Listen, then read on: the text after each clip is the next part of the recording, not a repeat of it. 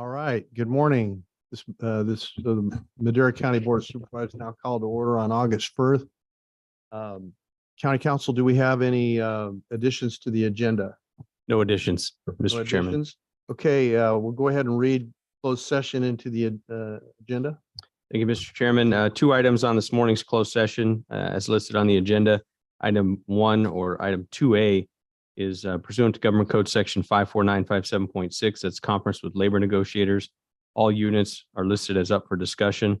And item 2B is pursuant to Government Code Section 54956.9 subsection D1, conference with legal counsel, existing litigation. And the name of the case is the Madera County Hospital bankruptcy matter is listed on the agenda. Just I'll note for the record, item 2A, there will be no discussion in closed session, although it was listed on the agenda. Very good, thank you. Any public comment on this item? Anyone online? Nobody online? commenting online. Okay, so we will go to closed session at this time.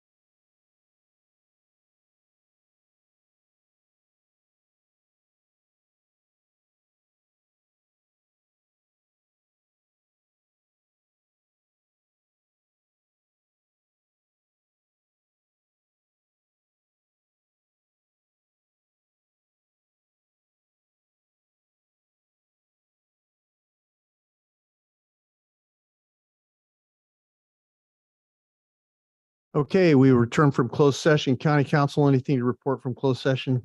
Thank you, Mr. Chairman. As mentioned before we went into closed session, item 2A, there was no discussion on that item. It was in essence pulled. So there was no discussion on item 2A. On item 2B, there was no action. I will note for the record that Supervisor Gonzalez did not participate in the closed session. Okay, and we're glad to have her here for this part of the session. At this time, we're going to have the, is there anyone to open and close in memory of, by the way? Do we want to do in memory of Mrs. Wise? Yeah, go ahead. Yeah, I'd like to open and close the meeting in memory of Renee Weiss. She passed away recently, the wife of Sam Weiss, and a very active community member, and just a lovely lady, lovely woman, wonderful family. And I'd like to remember the Weiss family this time. Thank you for that, Rob. At this time, we're going to have the invocation and the Pledge of Allegiance, and Rob is going to do the invocation for us. And for the Pledge of Allegiance, I'll ask my colleague, Jordan Wamhoff.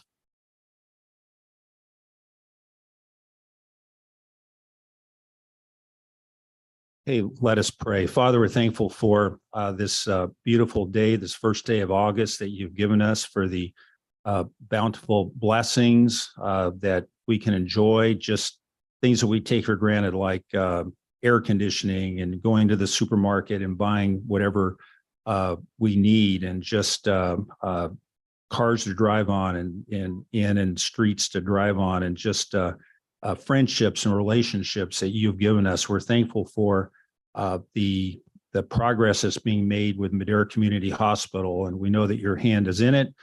We pray that you would continue to guide our steps, to open doors, to remove walls and barriers. And we're thankful for each one that you've given strength to and wisdom as we move forward. We ask for your guidance in today's decision-making. And we thank you for the team we have here at the county. We thank you in Christ's name. Amen. Amen.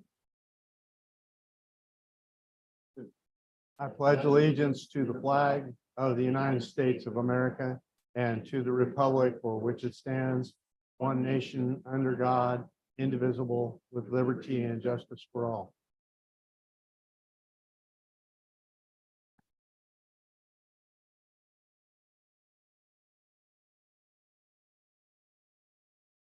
Chairman, I'm going to use Chairman's prerogative and go immediately to item 6C.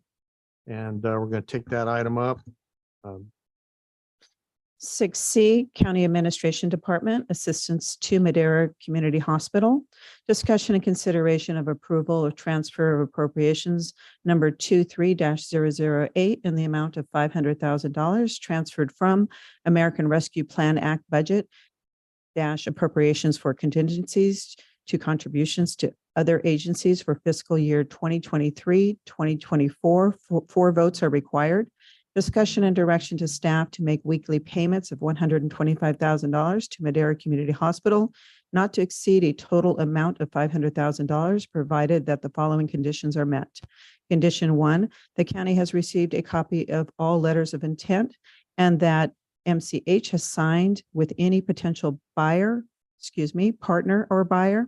Condition 2, the county has received written and electronic communications from each of the representatives of MCH, the Creditors Committee, and St. Agnes Trinity Health, confirming that the payments of the weekly operating costs by the county will ensure that the MCH facility will be kept in substantially the same as the current operating conditions and will not discontinue operations that will affect the hospital lease or otherwise be under threat of being shut down prior to August 30th, 2023.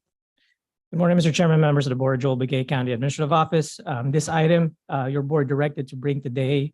I just want to kind of explain the two conditions. The two conditions is to satisfy that there is a letter of intent from a willing and able partner to work with the hospital. And the second condition is for the county to receive some assurances that the hospital facility itself would not be under threat of liquidation if the county makes the $500,000 investment to cover operating costs through the end of August. And with that, staff is available for any questions. Okay, are there any questions from the board at this time? Okay, if not, I'm going to open it up to public comment. Any public comment on this item?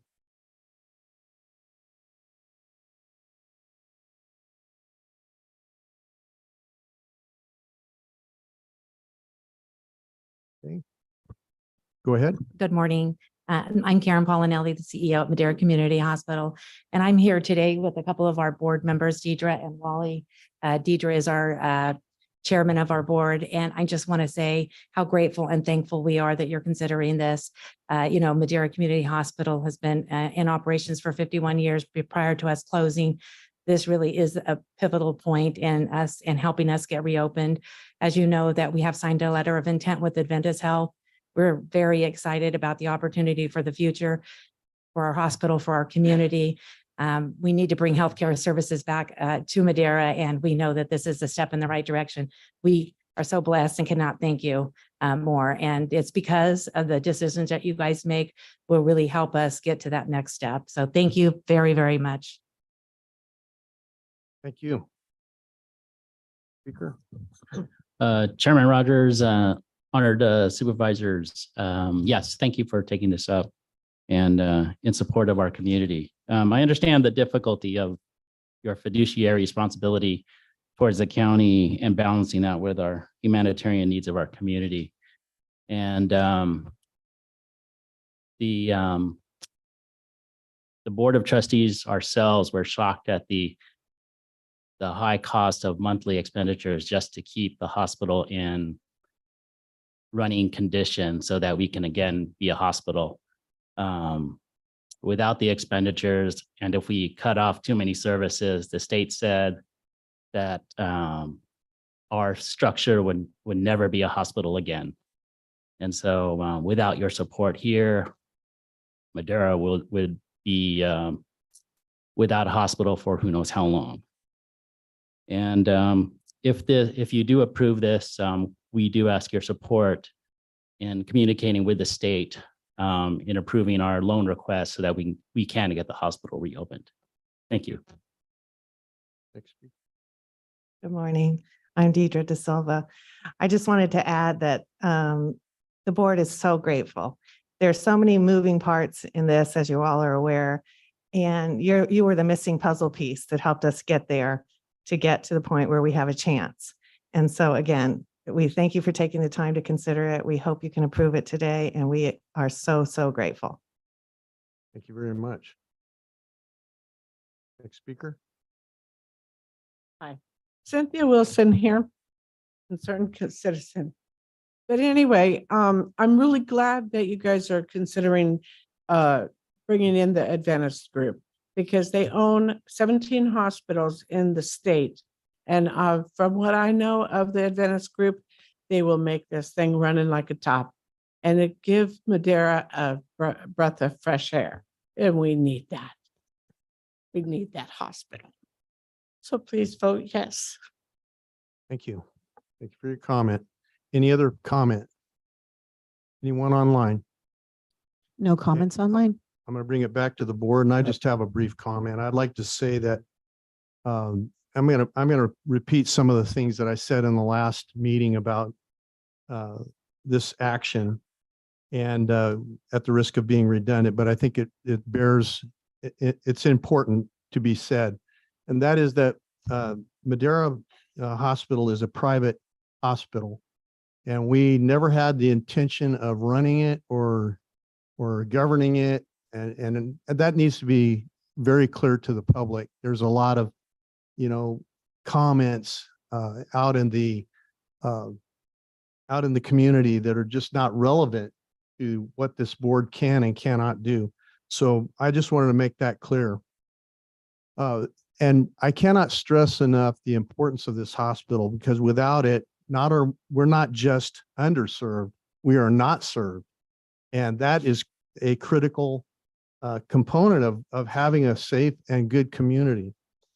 Our continued financial partnership includes a $1 million grant from ARPA funds last year and a $300,000 dedication to a Force 10 study, which we now have, which helps to complete the package that the state will receive for the loan program. And I think that along with that, the business plan that has been provided from Adventist Health makes for a great effort on this community's part, on the hospital's part, on the part of the suitor and on a part of this board.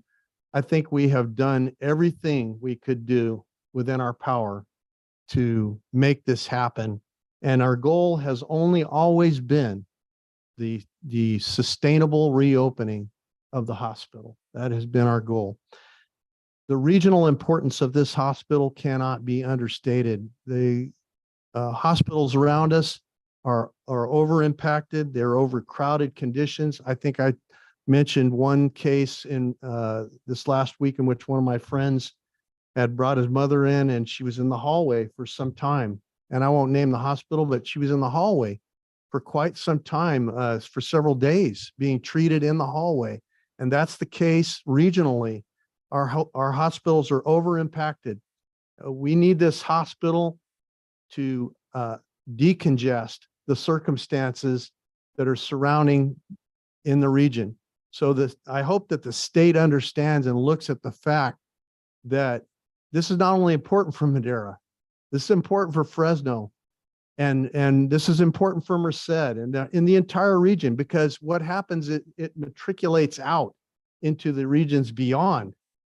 And so this is for the whole San Joaquin Valley. And it's such an important thing because without it, let me just state this, people are going to die. And that is a serious thing to think about. That we don't want to be in that situation, talking about someone dying. So that brings us to this action this morning. We've been fiscally responsible. We've been done our due diligence, and we're at this point. What is the pleasure of the board? I'd like to make a motion for approval of item 6C. Mr. Chairman, I'll second that. Motion made in second. Any further discussion at this time?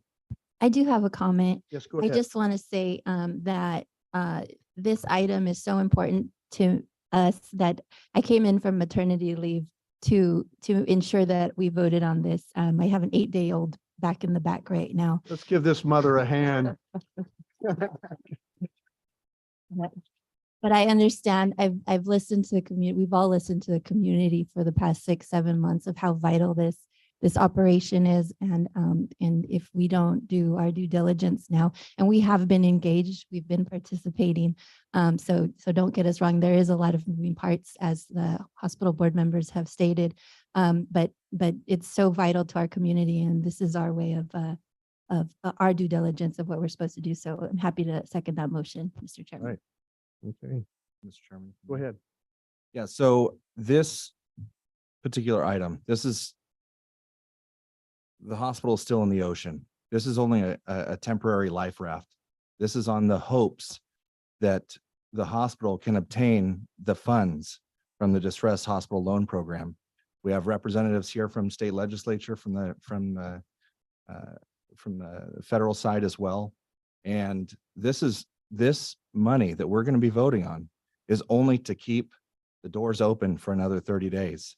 This deal is incumbent upon the state granting the necessary funds for this hospital to reopen and operate.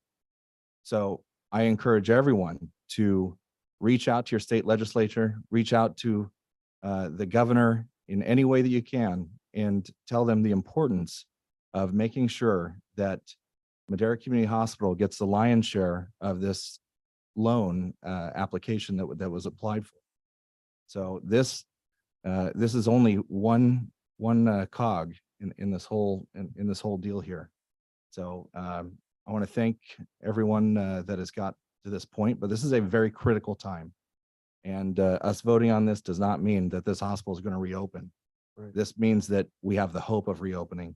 Right.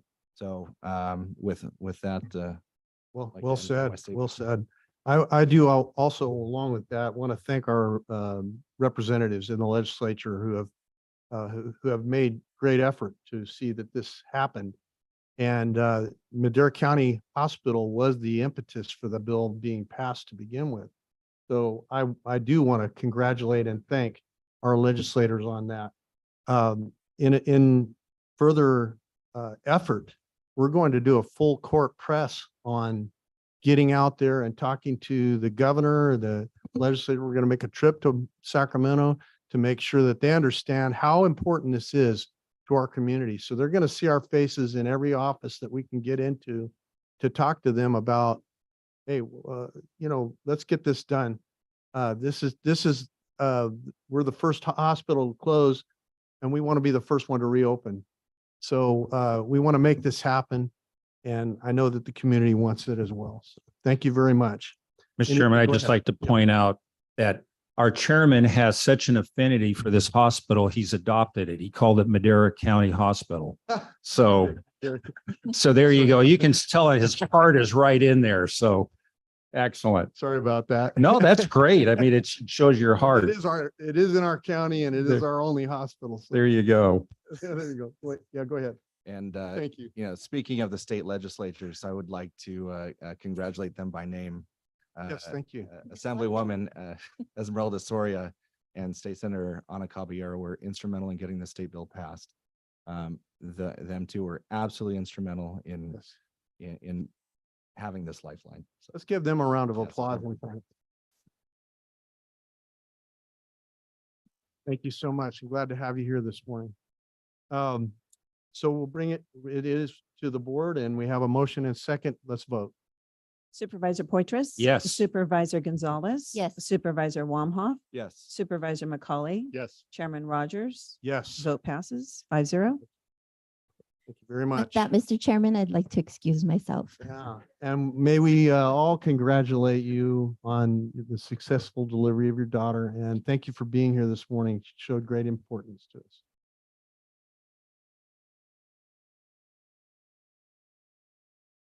Okay, public comment.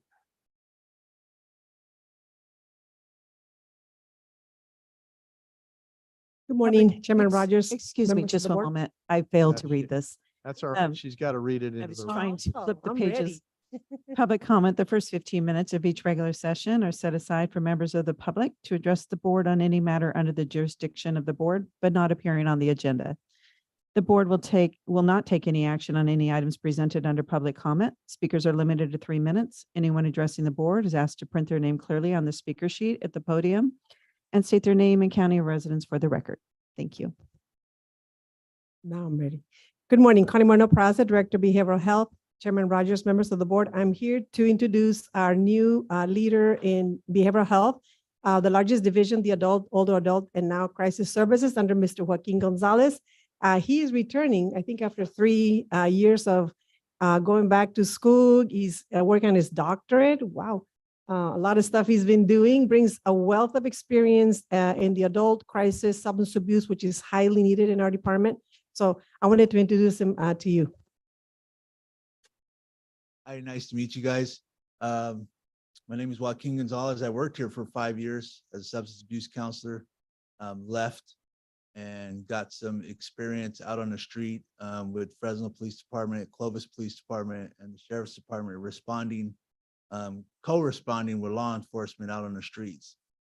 So I bring that information that I gathered there to come back and start serving Madera County, the adult services, try to link the two together. What I'm trying to do. Very good, and welcome. Thank you. Welcome back.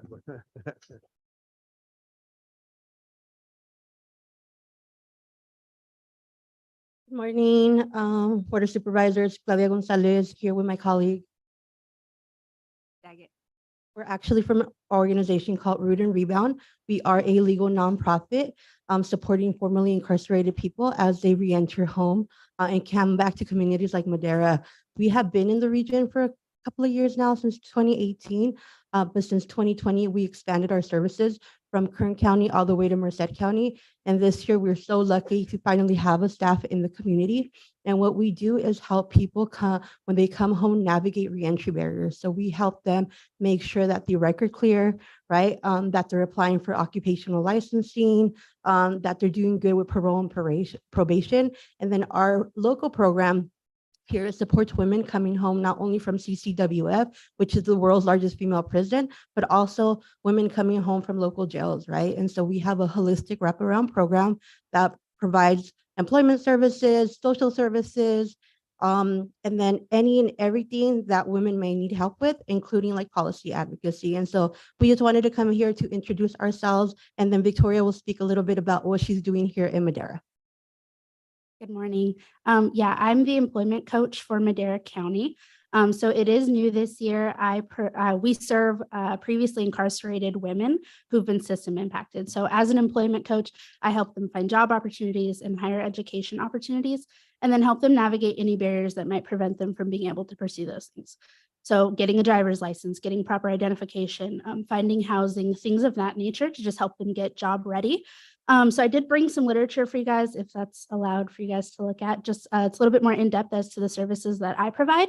And then I also included my business card. So if you have any questions, please feel free to reach out. And then please share this information with friends, family, colleagues. If there's women in your district that you think will benefit from these services. We are fairly new, so we're just trying to get our name out there and let people know that I'm here and that these services are available to women. Thank you. Thank you so much.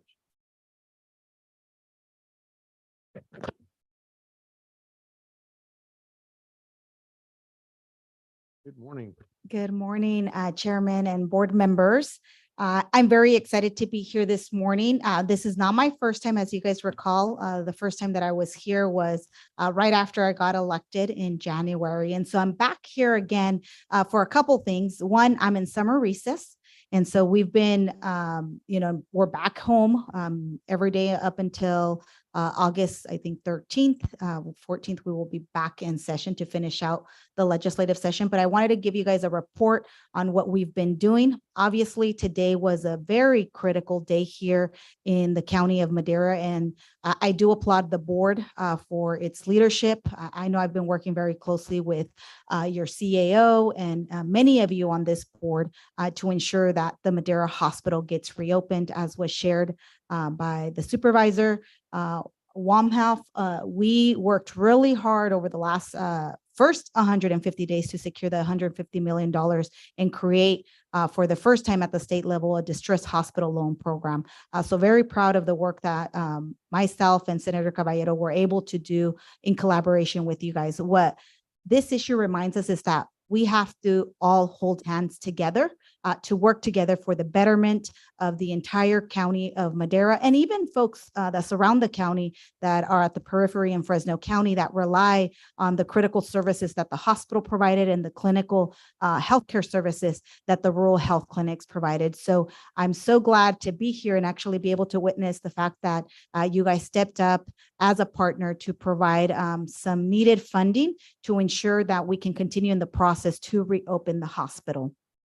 So I'm very glad to be here today. But I did want to also share, because on top of the distress hospital loan program, we've been working really hard for the entire district, which includes a large part of Madera County, to bring resources to the Valley. That was my commitment when I first got elected. And I will tell you that I've been incredibly grateful for the hard work that we've been able to do to bring those resources. So we did the hospital distressed loan program that ended up being $300 million. Part of it will be coming here to Madera Community Hospital to reopen it.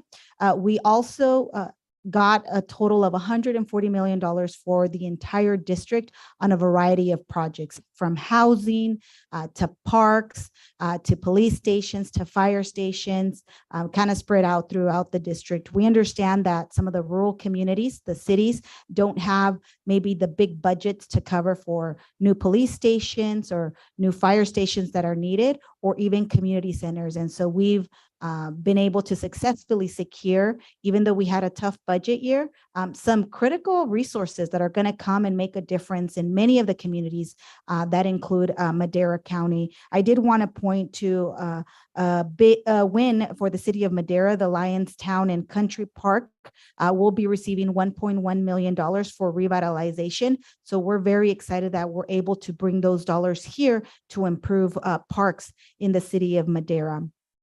I just want to say that I stay committed to continue working with all of you guys to ensure that we bring the resources necessary every year, and also work on policy issues and improving policies that are going to really help improve the lives of the people that we all represent. I've been working on trying to figure out how to strengthen our healthcare workforce. So I'm hoping that in this coming year, we can work on some policy together. That was, I know, an issue that impacted the hospital closure, a lot of the traveler nurses.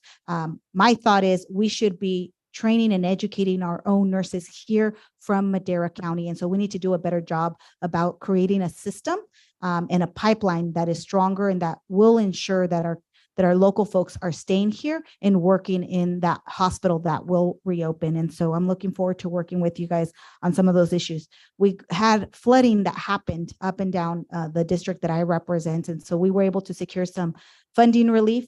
We are working on policy to take advantage of the extra floodwaters to recharge the aquifer. You guys all know that SGMA has been a huge issue for our community, especially for the ag community that limits their groundwater pumping. And so I have a specific bill that would allow for more of an expedited process to limit those permits, which we know can take many, many months, sometimes years through Fish and Wildlife, to ensure that we're able to take advantage of those years that are very wet to recharge our aquifer. So I'm hoping that we will get that to the governor's desk and get that signed by him. And so those are just some of the things that I've been working on. I've been working on 4 pieces of legislation for veterans as well. One issue that the veterans community has brought up to us is that they continue to be taxed on the benefits that they get. And I think we're one of the only states remaining that still does that. And so we're working this year to try to eliminate that, to ensure that our veterans are not getting taxed on those benefits that they deserve to have. And then lastly, I just want to say that it's been an honor to represent Madera County, 7 months in, and I think we've done an incredible job to help provide resources and work together with you guys.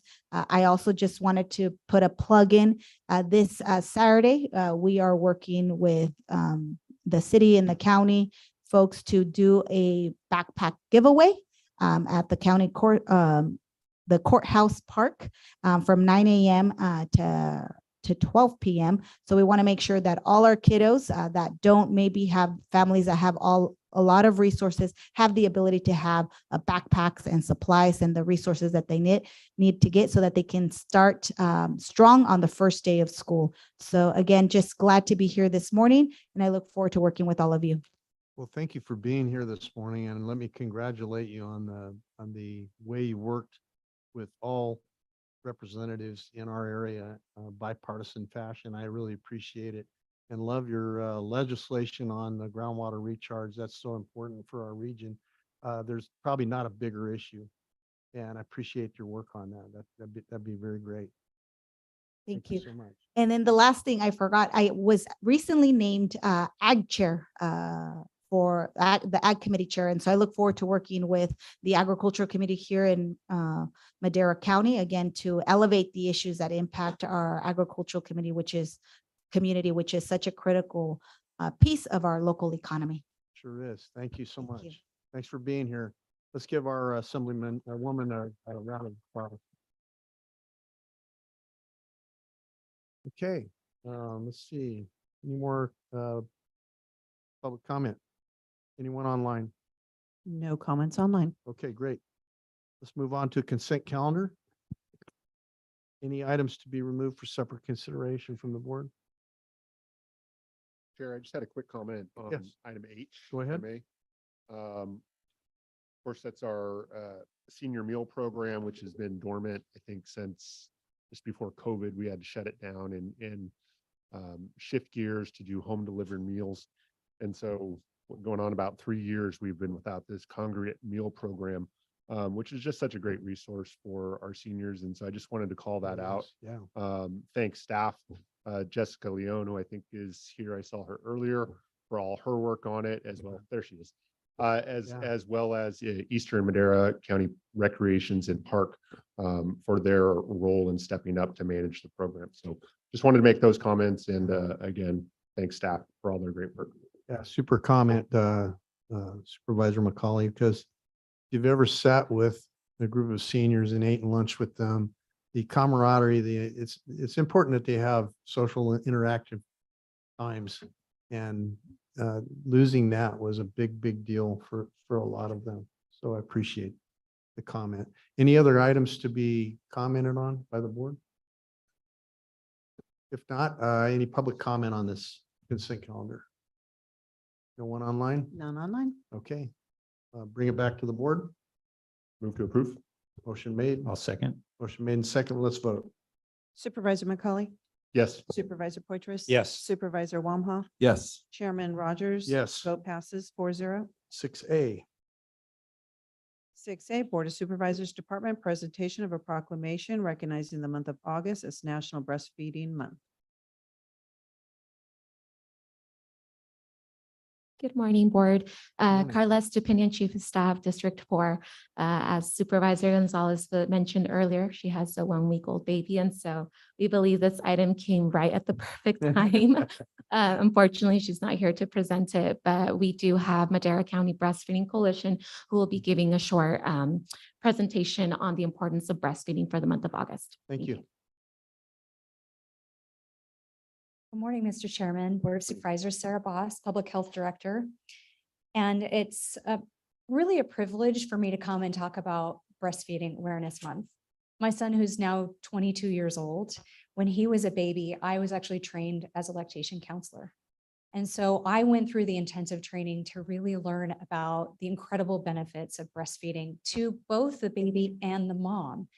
And the benefits to the mom were the things that really blew me away and never understood until I went and experienced that training, how important it was for the recovery of mom after delivery to deposit calcium back into her bones, to prevent high blood pressure, type 2 diabetes, because it helps bring off the weight after baby, and certain cancers as well. So we love babies, especially newborns. They're just wonderful. We want to give them the very best, and breast milk is the very best.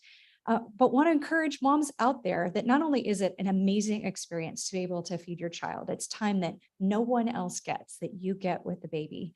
And you're able to give that amazing gift to your child, but you're also giving a gift to yourself. I'm here representing one of the organizations that's a part of our breastfeeding coalition here in Madera County, who are always working to encourage breastfeeding and to increase awareness around its importance and benefits. Of course, utilizing this month to highlight it is super important. And the theme for the month is "This is our why."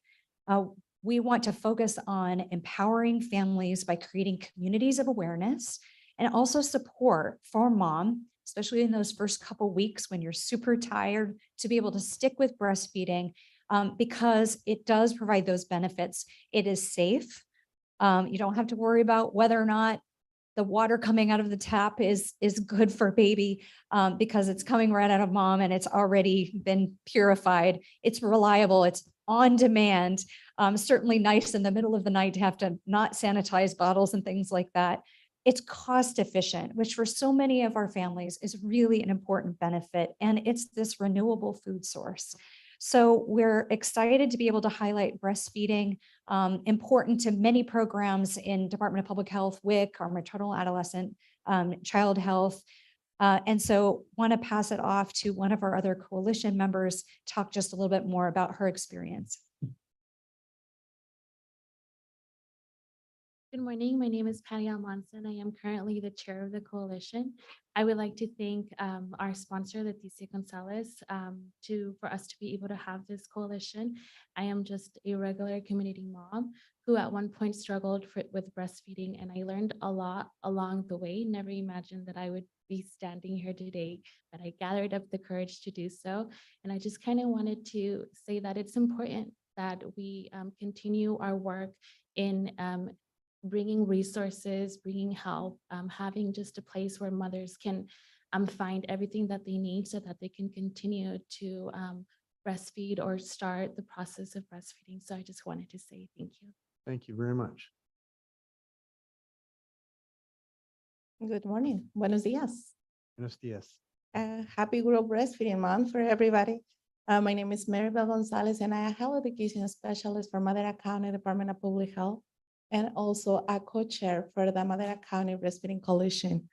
I'm just gonna say thank you for joining us and celebrate this year the Breastfeeding World Week and month and enabling breastfeeding, making a difference for working parents. At one point, I was a breastfeeding mom as well, but now I'm a grandmother and seeing my daughter struggling finding resources.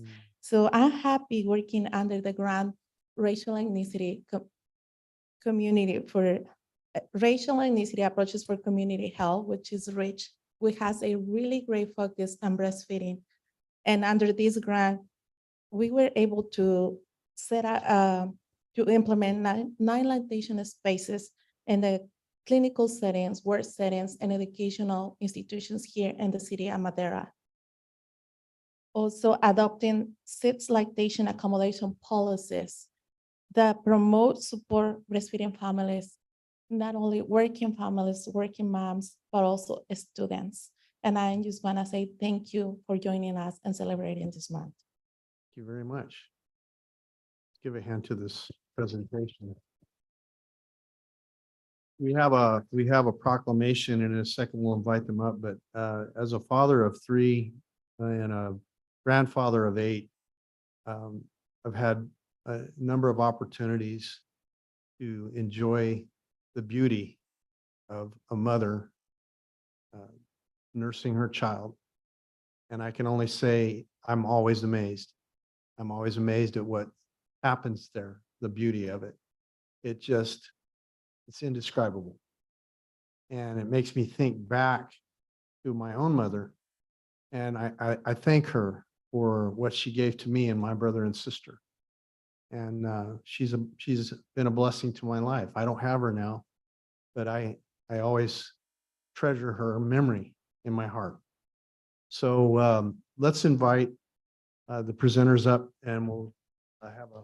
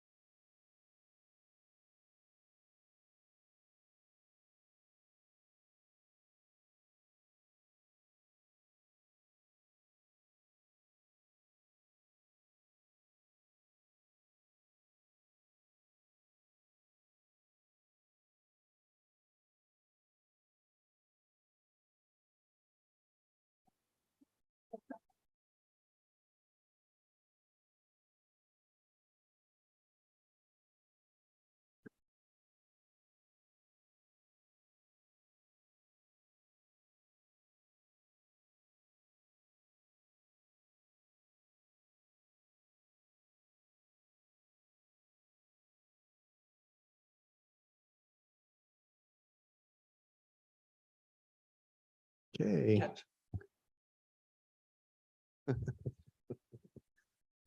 Okay, item 6B. 6B, Community and Economic Development Department, Planning Division. Second reading to adopt an ordinance amending chapter 8.01.110 and 8.01.120 of the Madera County Code relating to the appeal of administrative orders. Okay, go ahead. Good morning, Mr. Chairman, members of the board. Jamie Bax with Community and Economic Development. This is the second reading for this ordinance proposal. As mentioned in the first reading, this is to eliminate the appeal process to the Board of Supervisors. If the petitioner wants to appeal the administrative officer's decision, they would do that straight to the Superior Courts.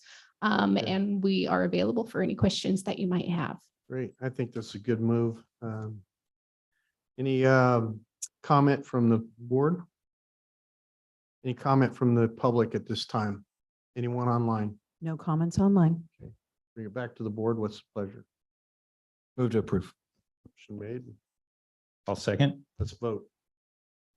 Supervisor Wamhaugh, Yes. Supervisor Poitras, Yes. Supervisor McCauley, Yes. Chairman Rogers. Yes, Vote passes 4-0. thank you Thank very you. much. 6C. Oh, we already did 6C. I'm sorry. Go to 6D. 6D Library Department, discussion and consideration of approval of the Madera County Library Collection Development Policy.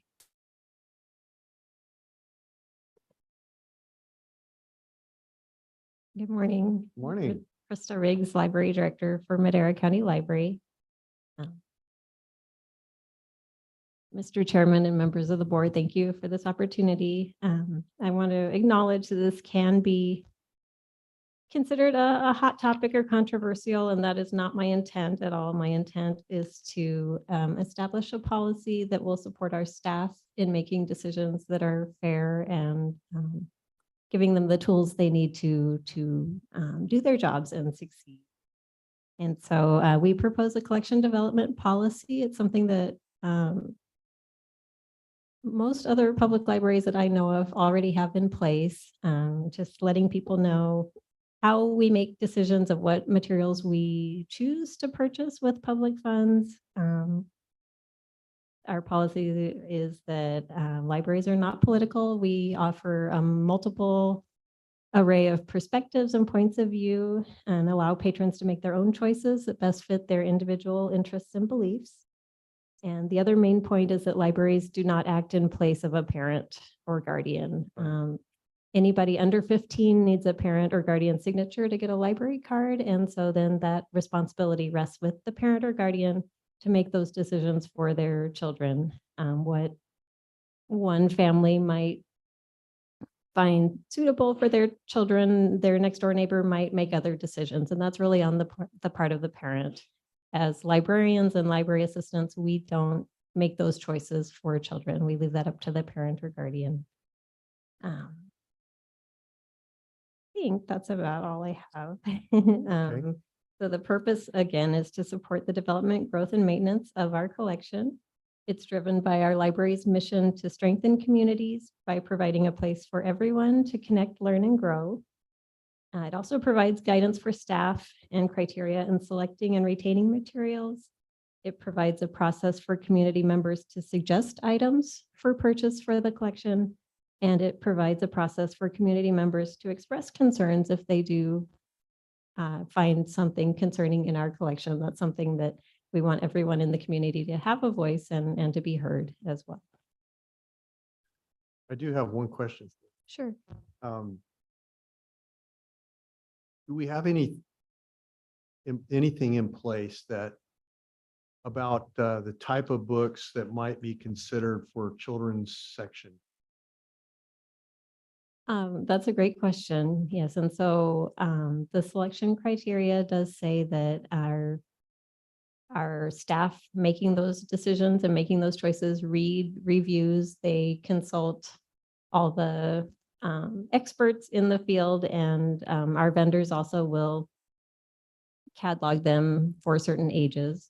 And so the policy does state that we will not display items intended for adults in the children's section. We will make sure that things are age appropriate.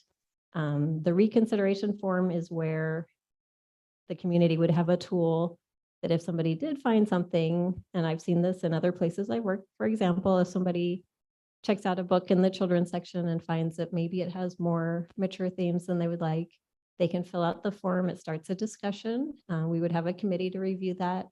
And I have seen in other places I've worked that sometimes the decision is, hey, you're right. We hear your concerns. We might move this to the young adult section instead, or young adult to adult. Very good. I'm glad to hear that. I think there are some things, even Hollywood has a system for grading its materials. And I think that it would be remiss on our part to just assume that a child going into the child section is going to discern what is, what is appropriate or inappropriate. And it's up to us as adults to make that choice.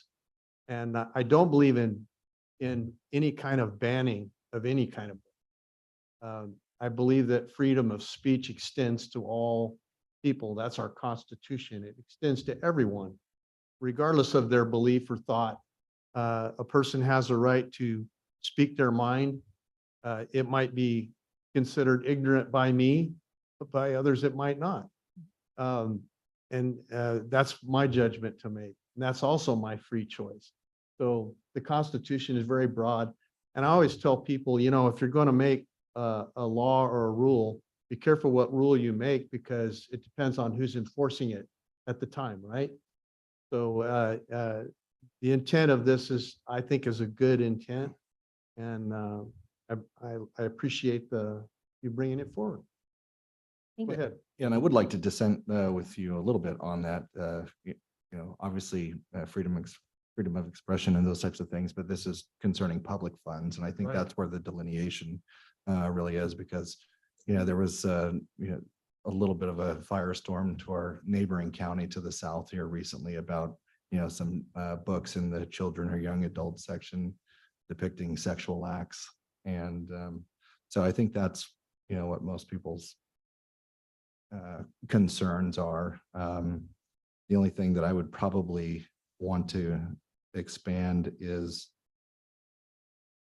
if people do have concerns about, what material is in there. You said that there's a committee, but, is the community going to be a part of that committee? And how does that coalesce with people's concerns about certain material in a library? Right, and those are two really good points. So for the first point, again, I do hear those concerns for sure. And that is where we really encourage any parents or guardians that may have concerns to accompany their children and teens to the library and just do a quick review of the materials they check out before taking them home. Again, we don't act in place of the parent. That's how we differ from school libraries. For the second point, I like that idea, definitely. The way we have it right now, it would be a committee of library staff, that where we get the community input is the original form. If somebody finds something they find concerning, we definitely want everyone in the community to have a voice, because it is their library. We're a public library. We're here. We belong to the people. We're here for everybody in the community. And so they would fill out that form, and that starts the process. The committee of staff would review the materials, consult reviews, put on our librarian hats and do all of that we're trained to do. And then the next step would be a discussion with the concerned person or people to talk more about what we found and what the decision is. And the decision is rarely, if ever, removing a book from the library. We don't believe in doing that, but it might be, as I mentioned before, you're right, this is a bit on the mature side. Let's move this to the young adult section, or let's move this to the adult section, so that parents can trust that, if their children choose things in the children's section, that they are age appropriate. And we do want to hear from the community. What is the line of between young adult and adult? I mean, what is there an age line?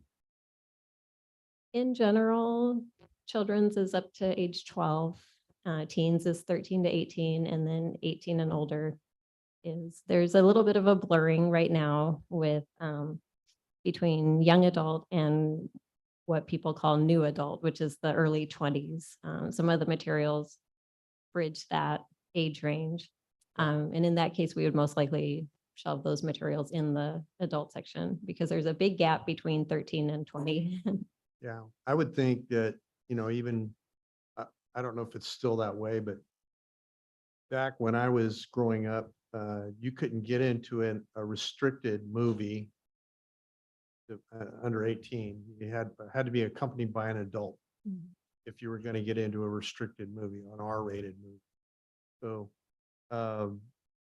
I would think we could use that same standard. That was Hollywood, which has the loosest of standards, Right. as far as I'm concerned. And we But- do sort of, I'm sorry, we do sort of have the same guidance with requiring anyone 15 and younger to have a parent or guardian signature for their card.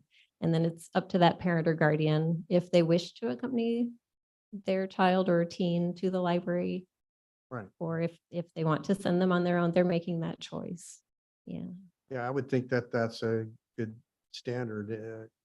I think sticking anything explicit in young adult just because they're just below 18 and between 18 and 16, say, is really not enough. I think restricting it, not that they can't have access to it, but they have to have their parents' permission to do that. I think anything less is we're stepping into the role of a parent. And I think that's the real rub in society for most people is that, hey, I don't raise my children that way. I don't want them raised that way. And why would the state or the government impede on that? Why would you step in on my toes? And after all, I mean, we're not there day to day dealing with the issues of child.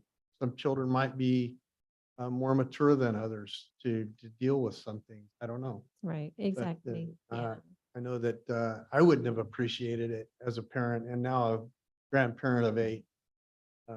I've done a good job raising my kids. My kids are doing a good job of raising their kids. They don't need the state to tell them how to raise them. And so that would be my point, that we need to accommodate our society and our this is a conservative area in this community. We need to accommodate those constructs. Chair, Yeah. real quick. Yeah, go ahead. Yeah, I appreciate your comments and Krista, thank you for bringing this item forward, being proactive so we don't have an issue and then be reactive with bringing the policy forward later. I appreciate that. As well as the reconsideration of materials, which you kind of outlined to Supervisor Wamhoff. But I was hoping you could kind of, I guess, expand upon the appeals process for that. I think you have a 10-day process in which they can apply for appeal. And I'm not sure who are they appealing to? Would that be the board or would that be the committee of staff and yourself or? Right, that's a great question. Yeah, and that is something that I borrowed from, I looked at a bunch of other libraries and their policies and procedures to pick the best of the bunch. And the way I read that, and we can revise this if needed, is that after the committee and I get back to the concerned patron about what we found, if there's still more they want to add, maybe there's something that didn't come across in their original filling out of the form, forms are not always perfect, that they would have still an opportunity to express something else if they wish. So it's not just a closed door, but there's still that opportunity for discussion. So the way I see it is that the appeal would be to me as library director, and it would be just mostly an opportunity for more conversation. And maybe there's something that I didn't see in their original form, their original concern. Yeah. And I really do appreciate the personal touch in communicating with them after, they've expressed some concerns. I think sometimes we miss that as a county is reaching out to those people and really having that conversation with them to explain why they didn't necessarily get what they want. So again, I really appreciate you guys taking the time to do that. Thank you. Did you say you would be plugged into the process initially? Okay, good. Definitely, I yeah. think it's really important that you're there. Okay, go ahead. Yeah, and I hate the idea that a library even becomes political. I mean, it's just the idea of it is really off-putting, but there is a distrust within, especially more conservative areas, that certain literature is being brought into libraries, and just because they are reviewed by current academia and others of the like, which are also not trusted in many more conservative areas. It's not to say that kids these days or young adults aren't exposed to all kinds of other things that probably the very least of which I'm concerned about are inside a library. Which, makes me feel kind of silly for even having this conversation because, I don't feel that way. yeah, most kids, they have iPhones and the amount of information that they have access to is absolutely unlimited. But to that point, based on that concern, I would like to see, community members being a part of a review committee if there are certain things that, because a lot of people, they don't see the line of, or they don't believe that libraries see the line of what is explicit pornographic material or something that might be more suitable for a young adult. And a lot of people just don't trust that process. Right, I do hear that. And I think that would be an easy thing to add to the process. The first thing that comes to my mind is our Friends of the Library groups. They're a separate nonprofit, not affiliated with us. They exist to support and advocate the libraries, but they also consider themselves the voice of the community for the library. And that might be a nice intermediary, that this is not library staff, it's not a librarian, it's somebody that's connected and well-known in the community that is also serving on this committee. Okay, how many people are made up of this committee? Just using my previous place of employment, which is Fresno County, we would usually have maybe 3 at the most. If you only have 2, it's hard to get a balanced perspective, but 3 seems to be ideal. So there's not a tie also. And you believe that that third person, and what organization is that? I'm sorry, the Friends of the Our Library. Friends of the Library. All right, I think adding something like that would be sufficient. I think that's a good idea. One last question. When, say there was a split decision by the committee, when reviewing that, would you consider an extra process, something like? Because you have an imbalance there somehow. Most likely, yeah. I think if we aim for an odd number of people that can help prevent ties or split decisions, but Right. if that were to happen, we would probably extend it out to having maybe another committee look at it, or adding a couple more staff to the conversation, Yeah, or community And may members. I also suggest, suggest as an area of wisdom, maybe from an old guy who's been around the block a few times, that in cases like that, you're better to err on the side of caution. And if there's someone, if you're even your committee feels that strongly about it where they're split, maybe that material should be bounced up to another section that is more restrictive. Definitely, yeah. And our staff, also live in the communities where they work and are tapped in. They're the experts. They're the frontline hearing and interacting with the patrons on a day-to-day basis. And so I do trust their opinion. Yeah. Well, I got to say that I'm impressed with your thoughts and your wisdom and your direction. You've obviously got the library at heart and the community at heart, and you're been a valuable asset to this community. We really appreciate you. We don't get to say that enough. Thank you. I You're- appreciate the support. Yeah, and I can see your kind heart too. You have a good heart, shows. So, thank you. Anybody else have any comments or questions? Not? Pleasure of the board. Mr. Chairman, looking at it says discussion, consideration of approval of the policy. It looks like we've talked about things that may need an adjustment in the policy. So should this be brought back? That'd be a good Yes, sir. idea. So if maybe you could give some thought to those things, and there's no rush here, and just give some thought to what's been discussed. That's a good thought. Thank you. Well, I don't know if council has any input, but is it possible we can just approve with the suggested amendments and That way Chris doesn't have to come back, or I don't, I mean, if Rob, if you want him to come back, I don't have a problem with that, but I was just trying to think of about doing something that's nice and clean and complete. That's my only. Yeah, I think there's a preference for a complete, a clean document that would, we're talking about policy here and we're policymakers, so that would be good. And not that it's a rejection, but just good input. And maybe take that and craft, maybe a little more detailed, maybe in the selection committee. That'd be a Can good do. idea. Very good. Okay. All right, Thank you. Thank you so much. Thank you for being proactive on this as well. Yeah, we don't have appreciate those that. issues in Madera Thank County. you. Yeah, we don't want to wait till there's a problem to make a policy, right? Thank you so much. All right. Board reports. Supervisor McCauley. yes, thank you, Chair. Last week, Supervisor Wamhoff and I went to New Supervisors Institute in Sacramento. Had a good time, opportunity to network with some of our peers and learn about what CSAC is doing. Additionally, have a town hall on Thursday covering youth services online at 6 p.m. Supervisor. I Waitress. have nothing to report.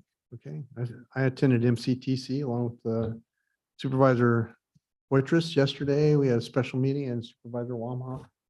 And good results. We're working hard to get Measure T on the ballot and give the voters a good choice there.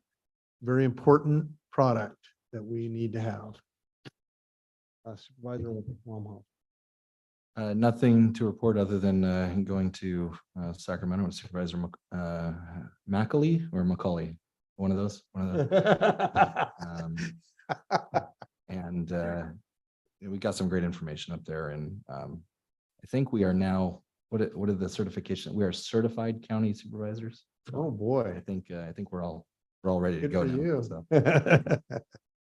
That's excellent. I think we have a credentialed supervisor though, and Supervisor Gonzalez, she's got the paper from the Institute. So, oh, you do too? Good for you, man. Yeah. She went to college for her job, so she's the only educated one up here. Go ahead, sir. Nothing to report, Mr. Chairman. Okay. Scott, Nothing, Mr. Chairman. Thank you. clerk, I had nothing to report. Thank you. do we have any legislation? Okay. Okay, this meeting is adjourned then. Thank you.